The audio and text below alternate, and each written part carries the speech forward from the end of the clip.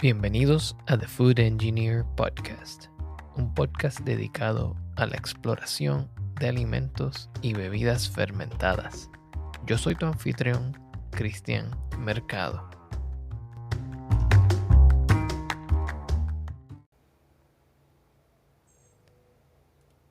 Bienvenidos al episodio número 10 de The Food Engineer Podcast. En el día de hoy tenemos una invitada muy especial desde el pueblo de Atillo, Puerto Rico, a Wanda Otero, operadora y CEO de Queso Vaca Negra. Saludos, Wanda, bienvenida. Saludos, Cristian, muy buenos días. Buen día. Bueno, para los que no la conocen, quisiera dar una pequeña introducción de quién es Wanda Otero. Soy Wanda, vivo en Manatí, pero trabajo en Atillo, donde está ubicada nuestra planta de manufactura de quesos añejados y de yogures. Soy originalmente microbióloga, estudié tecnología en salud animal y luego me hice una certificación en microbiología especializada en Consumer Products y Quality Assurance por la American Society for Microbiologists del National Registry de la Asociación de Estados Unidos. Y comencé trabajando con la industria lechera de Puerto Rico en el Departamento de Calidad de Leche de la industria lechera de Puerto Rico. Excelente, tiene una carrera muy interesante, bien enfocada en productos lácteos. Sí, desde las vacas, como tecnóloga en salud animal. Y rápido me definí, caí, ¿verdad? No sé si por casualidad o cómo, pues caí directamente en lo que es la industria de la producción de leche en Puerto Rico. Estuve allí en industria lechera, específicamente en el laboratorio de calidad de leche, y allí hacíamos los recuentos de bacterias, que pues lo importante de la materia prima para la producción de queso, los recuentos de bacterias de la leche, recuentos de células somáticas, identificación de ciertos microorganismos, aislar coliformes, etc. Y luego, más adelante, tuve la oportunidad de trabajar para Empresa Fonalleda. Empresa Fonalledas es otro líder en la isla en la producción de leche. Es una de las dos plantas importantes de procesamiento de leche fresca en Puerto Rico. Acá en Puerto Rico hay dos plantas que son las que procesan toda la leche que se produce en Puerto Rico. En Puerto Rico se producen cerca de 700,000 cuartillos de leche fresca diario. Y lo manejan estas dos plantas, Suiza y Tres Monjitas. La planta de balance, que es la que maneja el excedente o el surplus, se llama Indulac. Y yo estuve trabajando para Tres Monjitas, porque los dueños de Tres Monjitas originalmente son ganaderos y ellos tenían en ese momento sus 7 vaquerías. Y trabajaba directamente para sus vaquerías en un pequeño laboratorio de finca donde específicamente trabajaba con la calidad de leche de esas 7 vaquerías. Cerca de 5,000 vacas de ganado lechero. Y yo trabajaba ayudando a que toda la leche que se produjera en esas vaquerías cumpliera con los estándares de calidad de la industria lechera, del Departamento de Salud, de FDA, y con lo que es calidad de leche, pero más bien diagnóstico de mastitis, porque pues la mastitis directamente impacta la calidad de leche. Así que específicamente ahí trabajé mucho diagnóstico y control de mastitis. Y para los que no saben lo que es mastitis, ¿nos puede explicar un poquito qué es la mastitis? Mastitis es una infección de la ubre, ¿verdad? Del tejido mamario, y es causada por ciertos microorganismos, ya sean de la categoría ambientales o infecciosos. Y como directamente, pues son microorganismos que logran acceso al interior de la ubre donde se produce la leche, causando pequeñas infecciones, deterioran la calidad de la leche, y entonces nosotros ahí el laboratorio interviene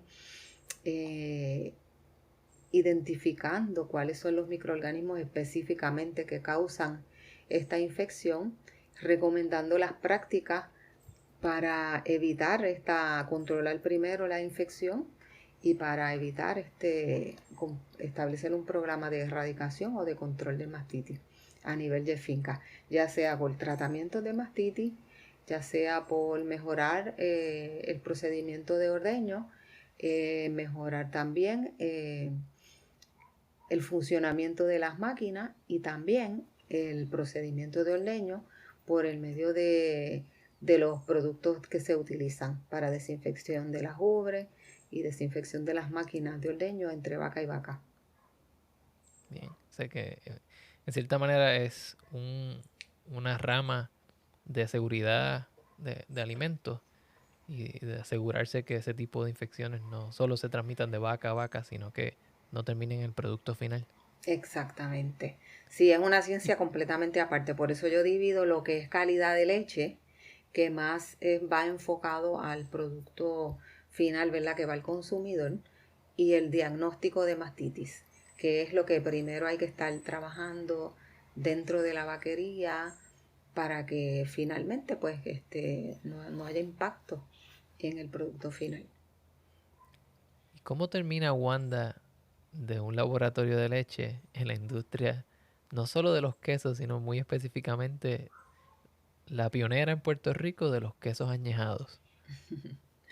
Pues fue un poco por casualidad, ¿verdad? Porque llevaba trabajando luego que estuve trabajando en empresa Fonalleda, cogí un receso, ¿verdad? Para criar a mis hijos. Y luego entonces entré nuevamente en lo de calidad de leche y diagnóstico de mastitis, pero a manera privada. Establecí mi propio laboratorio de calidad de leche en el núcleo, ¿verdad? Allí de producción de leche de Puerto Rico, que es en Atillo. Y estando trabajando diariamente con los ganaderos, ayudándole a cumplir con todos los estándares de producción de leche, porque pues se supervisa mucho la producción de leche tanto por la industria lechera, la planta, el Departamento de Salud Local, más FDA. Y estando ayudándole a los ganaderos en este quehacer diario, pues llegó el 2006 una crisis económica que fue mundial, ¿verdad? Yo creo, casi impactó a todo el mundo, pero entonces aquí en Puerto Rico el sector agrícola se vio afectado bastante en el comienzo. Los ganaderos se les hacía difícil pagar los servicios del laboratorio, porque a diario nosotros recibimos muestra para determinar si la leche tiene antibióticos, que los conteos de bacterias estén bien y los conteos de células somáticas.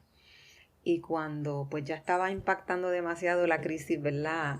El bolsillo del laboratorio y de los ganaderos y por ende el del laboratorio, pues yo decido como que tomar una acción de que quería mantenerme dándole servicios a los ganaderos, pero a la misma vez tenía que mantener las finanzas del laboratorio.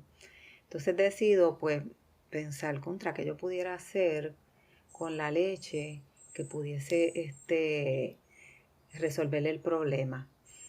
Y pienso en los quesos añejados, pienso en el yogur y digo, ¿qué tal si yo aprendo a hacer quesos maduros? Porque en ese momento en Puerto Rico sí se hacía mucho queso fresco, queso blanco y requesón, pero nadie había hecho quesos añejados.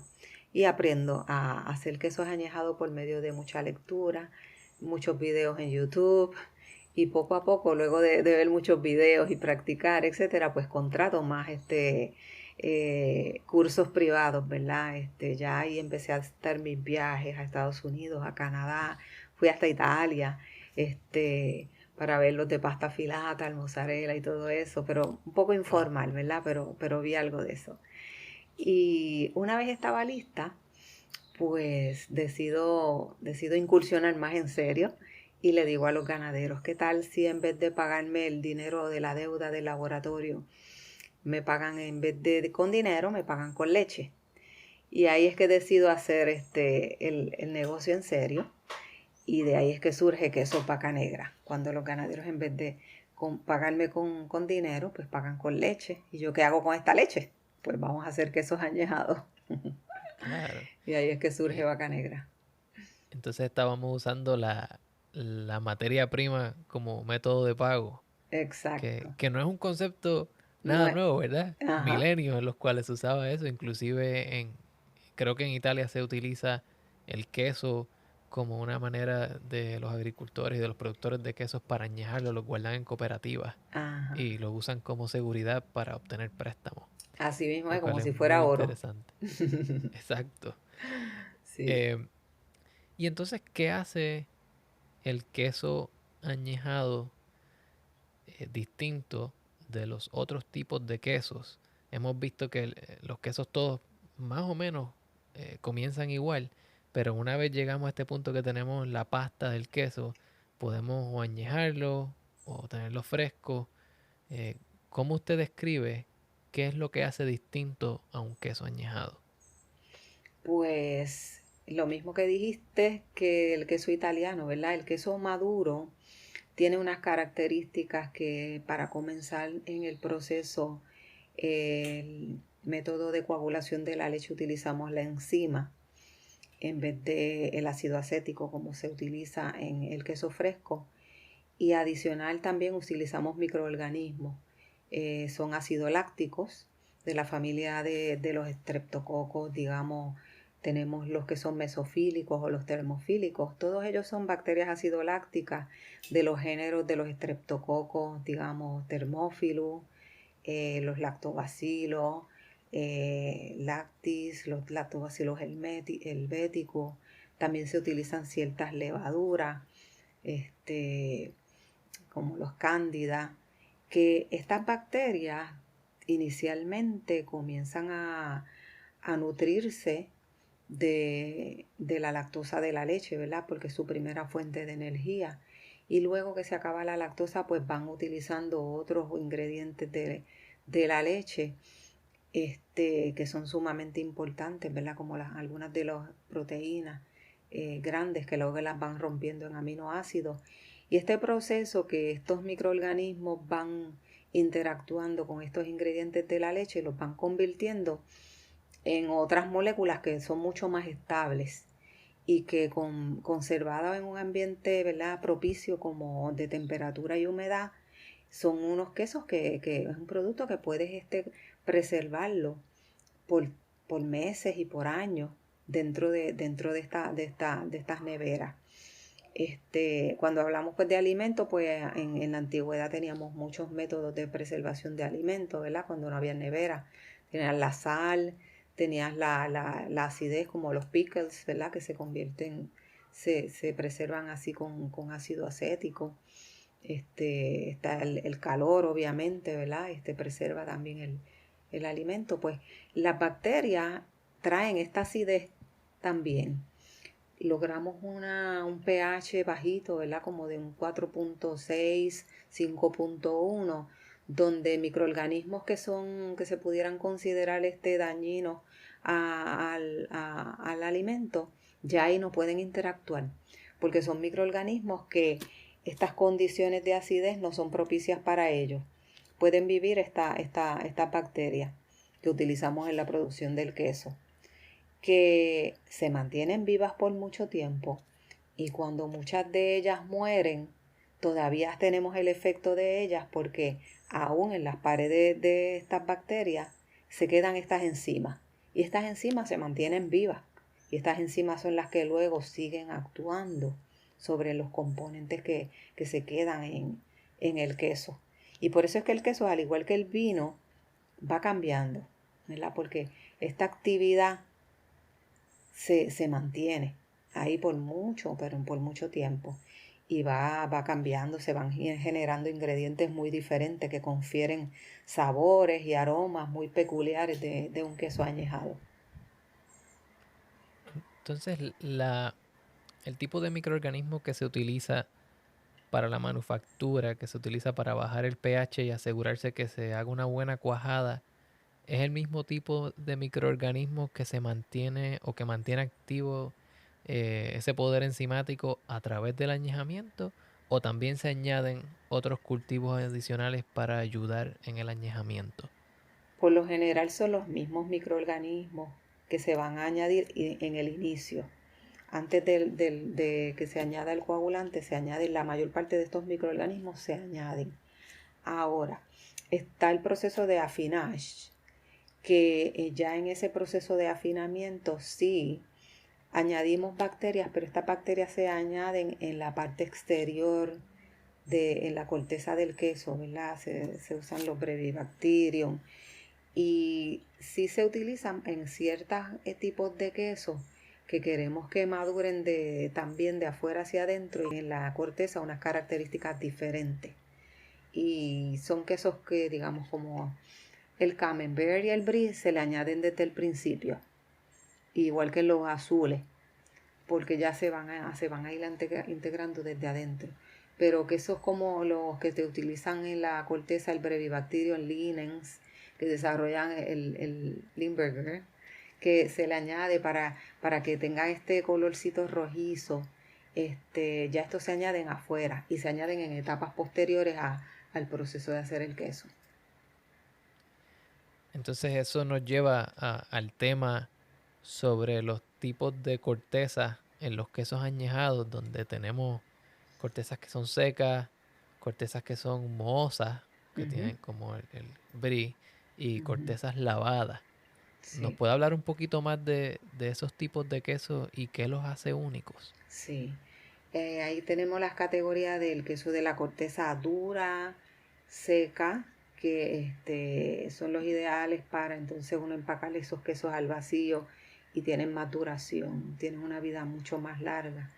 Tenemos lo de corteza florida, que son los quesos como el camembert, el brie, y en su mayoría se utilizan hongos y levaduras como el candidum, geotricum, y ya vemos que en la corteza y con unas condiciones de humedad bastante altas y una temperatura no tan fría, ellos van a desarrollar estas cortezas blancas que son básicamente las hifas o los pelitos ¿verdad? Que de un hongo, que se ven hermosos, ¿verdad? Eso es una cosa, es un espectáculo cuando empiezan a desarrollarse estas cortezas, que hasta el nombre es lindo, se le llama corteza bloomy rind o corteza florida, porque literalmente son las flores de los hongos que se desarrollan en esas cortezas y son edibles, ¿verdad? Uno se las puede comer sin ningún tipo de problema.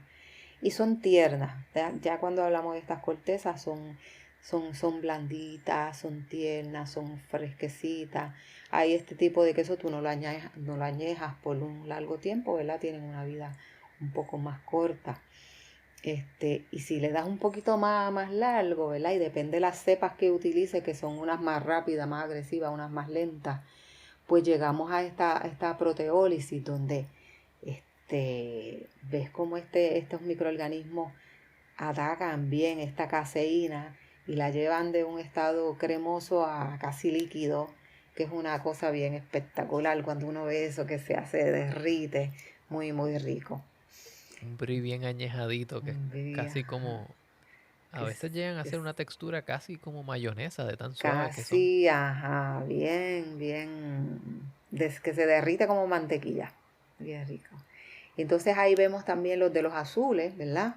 Los blue vein, que ya en este caso su corteza, tratamos de que desarrolle una corteza, pero a su misma vez para que adentro se desarrolle, se cree un ambiente que cuando una rompa esa corteza entre oxígeno y ese Roquefort pues forme el Penicillium roqueforti, pues empieza a formar estas venas. Necesita pues tanto la condición de los ingredientes de la leche más el oxígeno para que se formen estas venas azules en el queso. Y eso está relacionado, los quesos azules, como el blue cheese, Roquefort, en Tilton. Italia también tienen su propia versión, ¿verdad? Ajá. De este tipo de queso, pero los microorganismos son un poco distintos entre ellos. El Penicillium roqueforti, el hecho de que en España quizás sea Cabrales, en Inglaterra el Stilton, es básicamente las mismas cepas de Penicillium roqueforti, pero de acuerdo a las regiones, pues tendrán algunas subcepas, ¿verdad? Ahí pues ellos tienen pues sus trucos cada uno de ellos, pero yo diría que pues por cada región pues tiene sus denominaciones de origen. Eso es algo que tenía en mi lista de cosas para preguntarle. Eh, en distintas partes del mundo hay varios quesos que pueden seguir métodos parecidos, procesamientos relativamente parecidos, pero su denominación de origen dictamina la calidad, el procesamiento y el lugar de donde vienen. Ujú. ¿Existe algo como denominación de origen en Puerto Rico para los quesos? Pues no, no existe aún. Sería interesante comenzarlo. En Puerto Rico básicamente hay, pero es en términos generales, digamos crianza y cosecha, producto que lleve el sello del país, pero es más bien genérico para todo producto agrícola. Pero en términos del queso todavía aquí no existe eso. En algún momento vi una entrevista que se le hizo a usted y usted habló sobre los nombres de los distintos quesos que Vaca Negra hace. Ujú. Y me estuvo bien interesante porque algunos de ellos son de áreas por donde yo transitaba desde pequeño.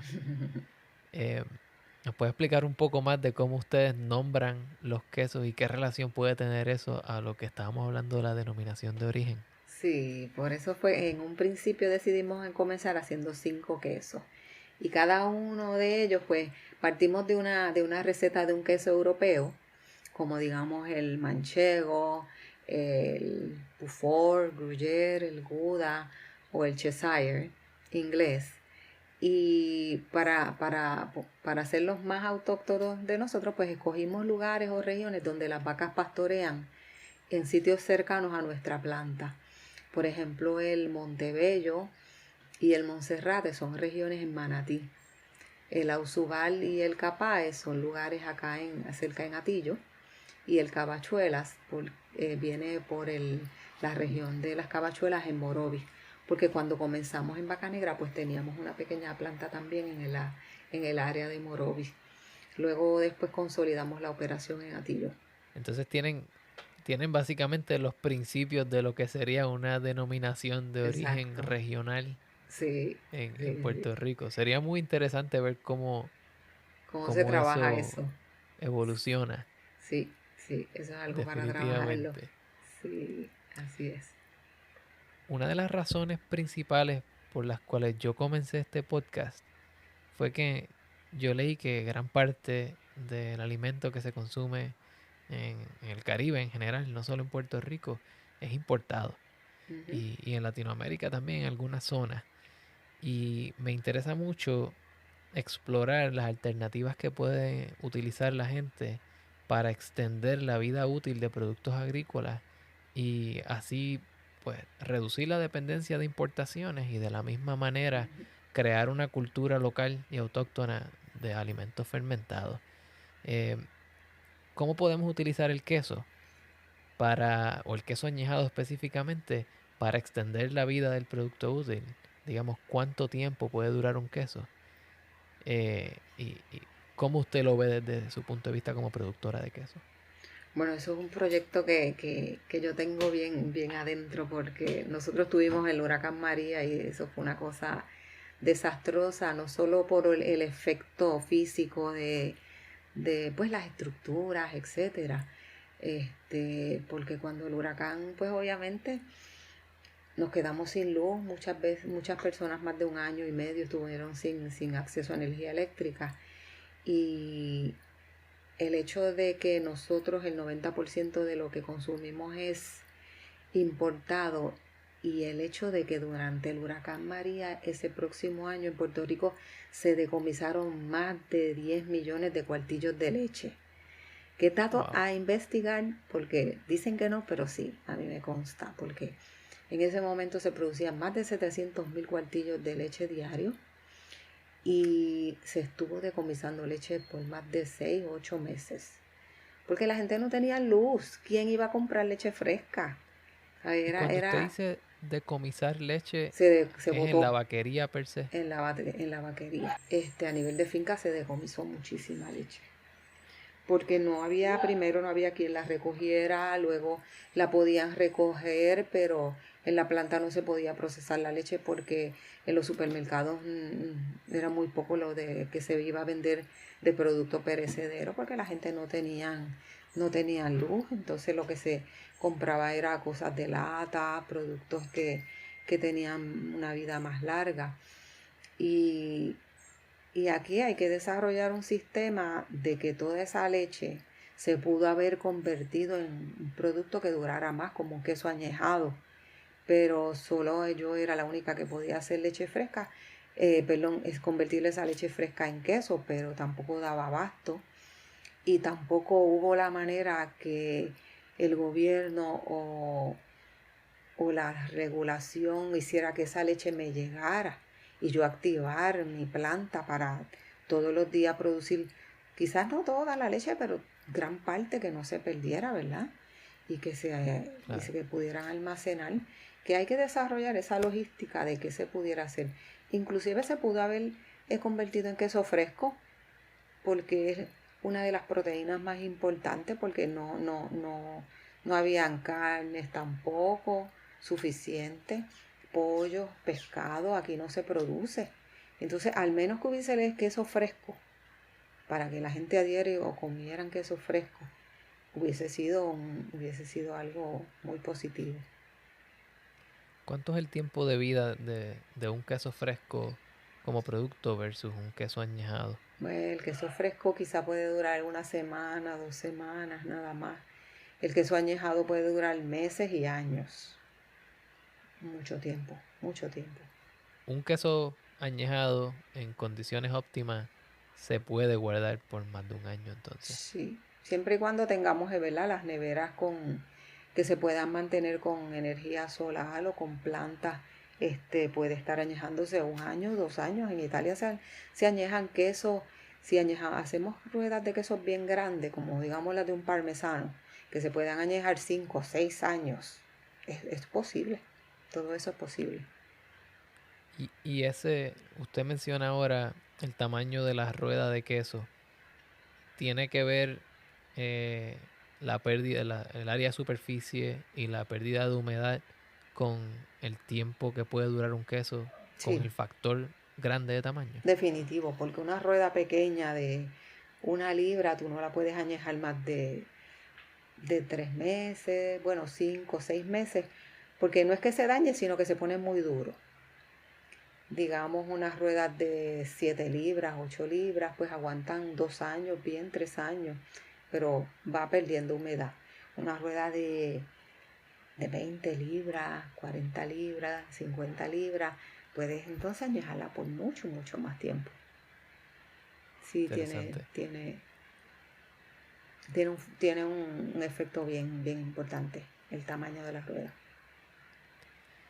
Hablando de las ruedas y de la humedad y del tiempo que puede durar un queso añejado, me trae el recuerdo de ese famoso queso holandés, el Gouda, o como le llaman en Puerto Rico, el queso de bola. Sí. Eh, la corteza del queso de bola o el Gouda normalmente está cubierta por un tipo de cera. Ujú.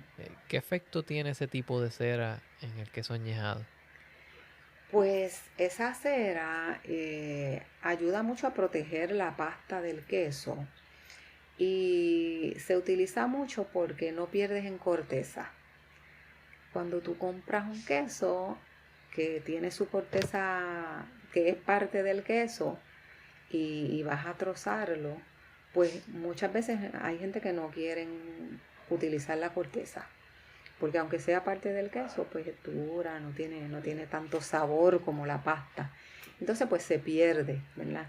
Y tú estás pagando por ella, especialmente en un restaurante o algo así. La gente que trabaja en los restaurantes, pues dicen los chefs que pierden. Y entonces en el caso de este queso Gouda que tiene la cortecita, pues simplemente le quitas eso y ya tienes el queso listo para trozarlo sin tener pérdida. Sino que es básicamente un envase. Interesante.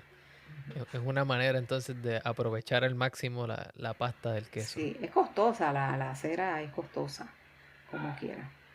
Pero en producciones masivas, bien comerciales, pues es costo efectivo. En una Bien. operación pequeña, el proceso de poner esa cera es bastante costoso porque ya son unas maquinarias bien grandes. ¿Y qué hay del uso de carbón? El efecto de quemar madera. A veces se usan las cenizas para cubrir algunos quesos. ¿Qué efecto tienen las cenizas en la corteza del queso? Pues esto de la ceniza es algo fancy, yo diría. A veces lo incorporan en el medio, ¿verdad? Ponen una cuajada, ponen ceniza y ponen otra cuajada y prensan el queso y se le forma esta línea de la ceniza.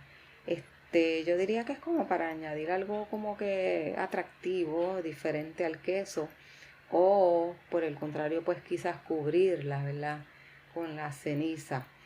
Este, yo no he leído tanto de ese aspecto, pero pienso que es algo como que para diferenciar. Pienso que es como cuando comenzaron con los cheddars en Inglaterra y todo el mundo hacía queso cheddar, ¿verdad? Pero a uno se le ocurrió ponerle colorante anato para diferenciar su cheddar. Mi cheddar es anaranjado, es diferente. Y creo que pues hay algo de eso, porque pues no le confiere sabor ninguno. Obviamente el anato es el colorante de preferencia, predilecto, porque cambia el color bien intensamente con una poca cantidad y no afecta para nada el sabor del queso. Y creo que lo de el ash o la ceniza, pues quizás puede ser algo de eso. Pero Bien. voy a leer de eso. Los dos tenemos asignación ahora, Exacto. asignatura pendiente. Ajá. Excelente. Wanda, ¿dónde la gente que esté interesada, dónde puede conseguir los productos Vaca Negra? Pues ahora mismo nuestros quesos pueden comprarlos online en www.vacanegra.com, en la tiendita online. También los pueden comprar en nuestra tienda en Atillo. Estamos allí detrás de Plaza del Norte. Tenemos un coffee shop. Le llamamos De la Ubre Coffee Shop. Porque pues De la Ubre es lo mejor. La leche, el queso, la mantequilla, el yogur y por ahí para abajo. Y entonces también en Puerto Rico hay unos establecimientos que son los Fresh Mart. Fresh Mart son unos supermercados especializados en cosas frescas, locales y tienen cosas bastante naturales, y entonces ellos están apoyando nuestra empresa. Así que todos los Fresh Mart ahí pueden buscar nuestros quesos. Muy bien. Bueno, Wanda, muchas gracias por sacar de su tiempo para hablar con nosotros un poco más a fondo sobre los quesos añejados. Le deseo el éxito del mundo y sabe que aquí siempre tiene un lugar donde hablar y donde podemos charlar sobre este tipo de temas a fondo. Claro que sí. Podemos reunirnos otra vez y hablamos de los yogures. Excelente, me parece muy bien. Sí. Muchas Tenemos gracias a entonces un ti. nuevo episodio sobre yogures pendiente. Claro que sí. Pues mucho éxito, Cristian, y muchas gracias. Gracias a usted. Bye.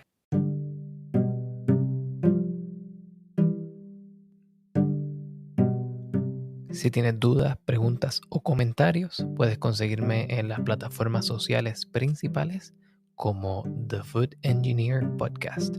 También puedes visitar mi página web www.thefoodengineerpodcast.com o escribirme un mensaje de correo electrónico a thefoodengineerpodcast@gmail.com.